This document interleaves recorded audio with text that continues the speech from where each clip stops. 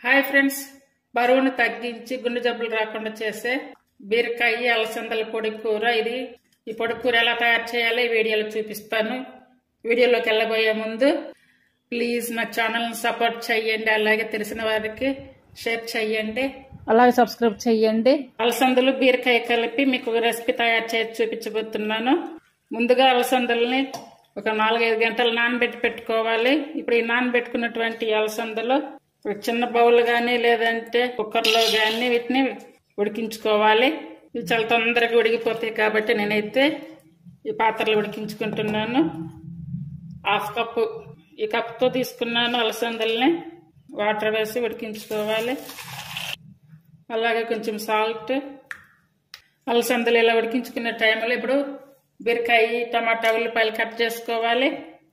నేను ఇంత బీరకాయ తీసుకున్నాను. చూడండి, ఇవి 5 మినిట్స్లోనే ఉడికిపోయాయి. ఇప్పుడు ఇవి వాటర్ నుండి సపరేట్ చేసుకోవాలి. ఇలాంటి రెసిపీస్ ఎక్కువగా మన పెద్దవాళ్ళు చేస్తుంటారు. ఇలా సపరేట్ చేసుకొని ఈ వాటర్ని ఇలాగే ఉంచుకోవాలి. స్టవ్ వెలిగించుకొని కడాయి పెట్టుకోవాలి. మనకి కర్రీకి సరిపడా ఆయిల్ వేసుకోవాలి. అంటే నేను 2 టేబుల్ స్పూన్ల ఆయిల్ వేసుకున్నాను. 1/2 స్పూన్ ఆవాలు, అలాగే 1/2 స్పూన్ జీరా, 1 స్పూన్ శనగపప్పు, అలాగే ఎండుమిర్చి 2, కట్ చేసుకున్న వెల్లుల్లి 2, అలాగే కట్ చేసుకున్న ఆనియన్ 1. ఇప్పుడు వీటిని ఇలాగా ఒక 1/2% ఉడికించుకోవాలి. 2 రెమ్మల కరివేపాకు, 1/2 స్పూన్ పసుపు. ఇలా ఉడికించుకున్నటువంటి తాలింపులో 1/2 స్పూన్ కారం, అలాగే టేస్ట్ సరిపడా సాల్ట్. ఇందులో మసాలా కూడా ఏమి వేయట్లేదు. అలాగే ముందుగా కట్ చేసి పెట్టుకున్నటువంటి బీరకాయలు ఇదంతా బాగా కలిసేలా కలపాలి. కొంచెం కావాలనుకుంటే ధనియా పౌడర్, జీరా పౌడర్ వేసుకోవచ్చు. ఇప్పుడు ఇవి సిమ్ మీద పెట్టుకొని ఒక 10 నిమిషాలు ఉడికించుకోవాలి. చూడండి, 10 నిమిషాల తర్వాత ఆల్రెడీ బీరకాయలు కొంచెం వాటర్ ఉంటుంది కాబట్టి ఆ వాటర్కి కొంచెం మగ్గిపోతాయి. సన్నగా కట్ చేసుకున్న టమోటా 1, అలాగే ముందుగా ఉడికించి పెట్టుకున్నటువంటి అలసందలు, బొబ్బర్లు ఇవి మొత్తం బాగా కలిసేలా కలుపుకోవాలి. ఈ అలసందలు తీసుకోవడం వల్ల ఆరోగ్యానికి కూడా చాలా మంచిది.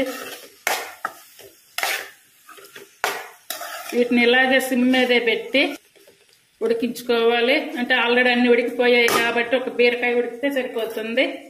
ఇప్పుడు కొంచెం కొత్తిమీర వేసుకోవాలి. బీరకాయ అలసందలు పొడి కూర రెడీ అయ్యింది. ఇప్పుడు స్టవ్ ఆపేసుకోవాలి. బీరకాయ అలసందలు రెసిపీ రెడీ అయ్యింది. ఇది సైడ్ డిష్ గా కానీ అన్నంలో కానీ చాలా టేస్టీగా ఉంటుంది. అందరూ ట్రై చేయండి. ఎన్నో పోషకాలు కలిగినటువంటి అలసందల బొబ్బర్ల చారు, రసం ఇది ఎలా తయారు చేయాలో ఈ వీడియోలో చూపిస్తాను. అలాగే వీడియోలోకి వెళ్ళబోయే ముందు ఛానల్ సబ్స్క్రైబ్ చేయండి, సపోర్ట్ చేయండి, తెలిసిన వాళ్ళందరికి కూడా షేర్ చేయండి. ముందుగా ఒక ప్లేట్ తీసుకొని 1 స్పూన్ ధనియా పౌడర్, 1 స్పూన్ జీరా పౌడర్, 1/2 స్పూన్ పెప్పర్ పౌడర్, అలాగే 3 వెల్లుల్లి. ఇప్పుడు వీటన్నిటిని మిక్సీ పట్టుకోవాలి. అంటే ఇప్పుడు విడిగా కూడా లూజ్ గా కూడా తీసుకొని వేయించుకొని పౌడర్ చేసుకోవచ్చు. నేనైతే పౌడర్ని వెల్లుల్లితో కలిపి మిక్స్ చేస్తున్నాను. వెల్లుల్లి ఈ 3 పౌడర్లు ఇందులో వేసుకోవాలి. ఇలా రెడీ చేసుకోవాలి. ఇలా అలసందలు ఉడికించినటువంటి వాటర్ని తీసుకొని ఇందులోకి చిన్న లెమన్ సైజ్ అంతా చింతపండు తీసుకోవాలి. ఇప్పుడు ఈ చింతపండు పులుసుని ఈ అలసంద వాటర్లో కలపాలి. వాటర్ ఇలా రెడీ చేసి పెట్టుకొని ఇప్పుడు స్టవ్ మీద పాత్ర పెట్టుకొని ఇవి తాలింపు పెట్టుకోవాలి.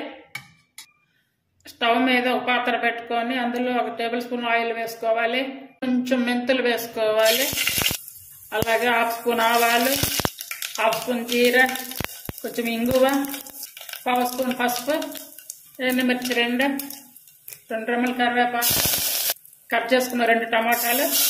ఈ టమాటాలన్నీ కూడా ఇలా మెత్తబడిందా ఉడికించుకోవాలి. ఇప్పుడు చిన్న ఆనియన్స్ 10-15 తీసుకోవాలి. అంటే ఒకవేళ ఇవి లేకపోతే మామూలుగా ఆనియన్స్ కూడా వేసుకోవచ్చు. 1/2 స్పూన్ కారం. కారం మీరు తినే టేస్ట్ని బట్టి వేసుకోవాలి. అలాగే కట్ చేసుకున్న 2 పచ్చిమిర్చి. ఇప్పుడు తయారు చేసుకున్నటువంటి ధనియాలు, జీరా, వెల్లుల్లి మిశ్రమం అంతా వేసుకొని బాగా కలపాలి. ఇప్పుడు రెడీగా ఉంచుకున్న అలసందల వాటర్ తీసుకోవాలి. ఇప్పుడు కావాలనుకుంటే కనుక కొంచెం వాటర్ కూడా వేసుకోవచ్చు. అలాగే టేస్ట్ సరిపడా సాల్ట్. ఇవి మరిగే వరకు ఫుల్ ఆన్ మీద పెట్టుకొని, అలాగే కొంచెం మరిగాక సిమ్ మీద పెట్టుకోవాలి. అంటే మిడిల్ ఫ్లేమ్ మీద పెట్టుకుని సరిపోతుంది. చూడండి, ఇలా మరిగే టైంలో కొత్తిమీర వేసుకోవాలి. ఇప్పుడు ఇలాగే మిడిల్ ఫ్లేమ్ మీద పెట్టుకొని కొద్దిసేపు ఉడికించుకోవాలి. చూడండి, ఈ అలసందల రసం అయితే రెడీ అయ్యాయి. చాలా ఈజీ రెసిపీ అండి. అందరు తప్పనిసరిగా ట్రై చేయండి. Thank you for watching.